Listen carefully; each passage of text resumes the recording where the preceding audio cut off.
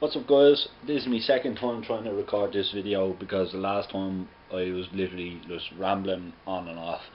I kept repeating myself sometimes, but this is basically the in and outs of Creatine 101 is just what it's going to be called. So I have my computer behind me because, as I said, I was repeating myself a few times. I have notes behind me that I didn't take off the internet. These are my tips of me personally using creatine, and there's a few things that I'm going to go over. Okay, the first thing, this isn't like the best thing to the worst thing. It's just going to go off what I typed up first, pretty much. So how much should you be spending on creatine? Now, you look at brands. I'm not going to name brands, but brands will be pushing creatine a price per serving really terrible amounts. Like one brand will be priced around $30-40 for 30 to 40 servings. You should not be spending, sorry, no, literally, you should be spending roughly at the most $10, €10 or £10 on a tub of creatine. This €7 or €8, and this has 80 servings. So that's something that you should be looking for. That's just a simple Holland and Barrett. Over in America, I think it's have GNC. In England, I think it's the same. I don't know about other parts of Europe like Germany or France. So the loading phase is what every tub of creatine will be pushing it as well. And the reasons why companies do this is that they want you to get rid of it as much as you can, as quick as you can, so you can go on to your second tub. Now the loading phase, off the top of my head, I think it's like you take 20 grams for 5 days, and after that 5 days you cycle it for 10 grams, then you come off it, and then you do a normal 3 to 5 grams. The reason why I have a problem with that is that if you're taking in 20 grams cycling for 5 to whatever days it is, and then you come down it, in my opinion your body's going to be like, where is it? It's going to be deficient in that creatine, because your body's going to be so used to taking in that much creatine.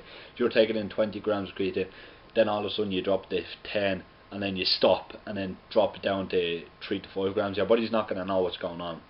So how much creatine should you be using? 3 to 5 grams every day. Being honest, I just forget sometimes to take it. Is that going to matter now? Which type of creatine should you be taking? Now, there's anybody that's familiar with creatine. There's, I don't even know how many brands, not brands, different types of creatine. There's creatine at SLS, I think that's how you pronounce it. Monohydrate, just that simple creatine. Hydrochloride, I think it is. I don't know. That's one off the top of my head. I'll put on the screen the right name for it. But they're gonna be pushing, saying this creatine is better, this creatine better.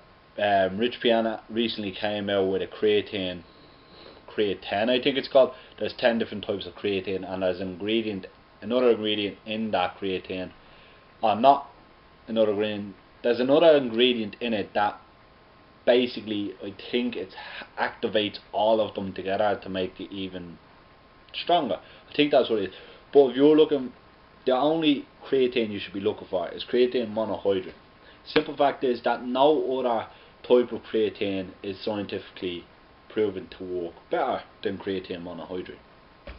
Now, as far as picking a brand, just pick something that's cheap. I'm not naming names. Some brands just push it and say we're the best creatine ever. When I was at BodyPower last year, 2014, just in case anybody is watching this in the future, I was standing in line to see Flex Lewis, and I just thought a random person did this. I thought a random person just handed me 2 sachets of creatine and said, head over to the booth, we have the strongest creatine on the market now. If I went around to every bleeding fucking booth and said, is your creatine the strongest one around, all of them would be saying yeah. So don't listen to any of that, just pick one that's cheap, €10 at the max. I already covered cycling. That now people think that creatine is dangerous. I've heard one guy in the gym say that creatine will make your heart explode. There is no scientific backing that creatine will make your kidneys explode, your heart explode, your brain explode, your testicles to explode. There's no backing that creatine will make anything or will affect anything. Obviously, taking in too much of anything is dangerous. If I was taking 40 grams of creatine every day, I don't think my body's gonna like that. So the effect is gonna happen somewhere. I was at one stage taking 10 grams and started getting headaches. That's just me. It might not happen for another person. So as far as the danger sides of it, there's no danger sides of it. Now there is a big thing with weight gain with creatine. I don't know if I mentioned this, but when I was doing the Day in the Prep series, I don't know if I mentioned this to you, but at the start I was taking creatine for the first 2 weeks of my diet, took that out, and I was around 92 kilos starting, around that, I can't remember off the top of my head, 92 kilos starting, first week still on it, dropped down to 91, second week still on it, dropped down to 90-ish, week after that, off it, dropped down to 78. Now, is that, oh my god, he lost over a stone? Not, yeah, I lost over a stone of water weight. Not a fat, I wasn't a fat cunt. Not really. It's all 100% water weight. Anybody that takes creatine will notice that when they take creatine for a long period of time, you'll notice your muscles are more fuller.